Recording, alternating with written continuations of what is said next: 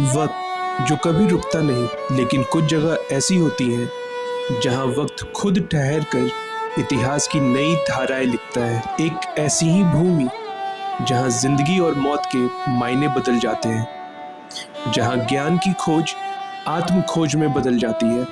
ये है गया, बिहार के दिल में बसा एक ऐसा शहर जो सिर्फ मिट्टी और पत्थरों से नहीं, बल्कि विश्वास, आस्था और मुक्ति की कहानियों से बना है। जब तक इस धरती पर इंसान है, तब तक सुकून और मोक्ष की तलाश रहेगी, और सदियों से ये तलाश हर राही को इस पवित्र भूमि की तरफ खींच लाती है।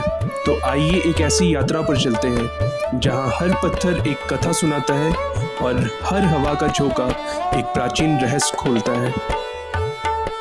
गया का एक रूप है बोध गया, दुनिया का वो केंद्र जहां आज से लगभग 2500 साल पहले एक राजकुमार ने अपने सारे सुख वैभव को त्याग दिया। राजकुमार सिद्धार्थ, जो ज्ञान की खोज में भटकते हुए इस बोधि वृक्ष के नीचे आकर बैठ गए। उन्होंने आंखें बंद की और तब तक नहीं खोली जब तक उन्हें निर्वाणा यानी परम ज्ञान की प्राप्ति नहीं हो गई। वो सिद्धार्थ से महात्मा बुद्ध बन गए। आज जब आप इस बोधि वृक्ष की छांव में खड़े होते हैं, तो आपको उस ज्ञान की गर्मी और वो गहरा सुकून महसूस होता है जिसे शब्दों में बयान नहीं किया जा सकता। यहाँ हर तरफ एक अजीब सा जादू है, धूप बत्ती की खुशबू और पूरी दुनिया से आए श्रद्धालुओं की आंखों में वो गहरा विश्वास। बोध गया सिर्फ एक जगह नहीं है, ये एक एहसास है। ये सिखाता है कि भीतर का अंधेरा चाहे कितना भी गहरा हो, ज्ञान का एक छोटा सा दिया उसे मिटा सकता है। लेकिन गया का एक और भी रूप है जो उतना ही प्राचीन और उतना ही गहरा है, विष्णुपद मंदिर। सनातन धर्मियों के लिए ये वो पवित्र स्थल है जहां भगवान विष्णु के कदमों के निशान आज भी मौजूद हैं। कहा जाता है कि यहाँ भगवान विष्णु ने गयासुर नाम के राक्षस का उद्धार किया था, और इसी गयासुर राक्षस के नाम पे गया शहर का नाम गया रखा गया।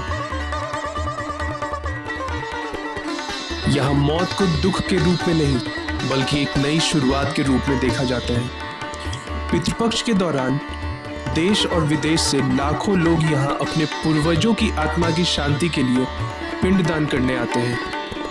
फल्गु नदी के सूखे रेत पर बैठे लोग अपने हाथों में तिल, जौ और पानी लेकर जब प्रार्थना करते हैं, तो लगता है जैसे सदियों पुराना रिश्ता आज भी जिंदा है। फल्गु एक ऐसी नदी जिसे सीता माता का श्राप मिला था। ये ऊपर से सूखी जरूर दिखती है, लेकिन इसके भीतर पानी की धारा हमेशा बहती रहती है। गया सिर्फ विष्णु चरण या बुद्ध ज्ञान से ही पावन नहीं है, बल्कि यहाँ धरकती है आदि शक्ति की एक महासंकल्प शक्ति भी। भस्मकुट पर्वत पर विराजमान मां मंगला गौरी मंदिर सदियों पुराना ये वो दरबार है जो देश के 18 महाशक्ति पीठों में शुमार है। पौराणिक कथाओं के अनुसार माता सती का स्तन यही गिरा था। यहाँ माँ पालनकर्ता के रूप में पूजी जाती है। मंदिर के भीतर सदियों से जल रही एक अखंड ज्योति इस बात का सबूत है कि विश्वास की लौ कभी बुझती नहीं है। कहा जाता है कि यहाँ सच्चे दिल से मांगी गई हर मुराद पूरी होती है और सुहागिनों को अखंड सौभाग्य का वरदान मिलता है। विष्णु पद में अगर पितरों को मोक्ष मिलता है, तो मंगला गौरी के इस आंगन में जिंदगी को एक नई ऊर्जा और आशीर्वाद मिलता है। गया सिर्फ मंदिरों और घाटों तक सीमित नहीं है। ये शहर घेरे हुए है उन पथरीले पहाड़ों से जिनकी अपनी अलग स्थान है। बुद्ध ने जहाँ तपस्या की थी, हमें याद दिलाती है कि रास्ता चाहे कितना भी मुश्किल हो, मंजिल जरूर मिलती है। जैसे जैसे सूरज ढलता है, गया एक अलग ही रूप ले लेता है। ये शहर हमें एक बहुत बड़ी बात सिखाता है कि दुनिया में कुछ भी स्थायी नहीं है, ना दुख, ना सुख, ना ज्ञान, ना अज्ञान। सब कुछ एक चक्र है। गया आना सिर्फ एक घूमना नहीं, ये एक यात्रा है भीतर की तरफ। अगर आप ज्ञान चाहते हैं, तो बोध गया आपका स्वागत करता है। अगर आप अपने पूर्वजों को मुक्ति और खुद को शांति देना चाहते हैं तो विष्णुपद आपको बुलाता है।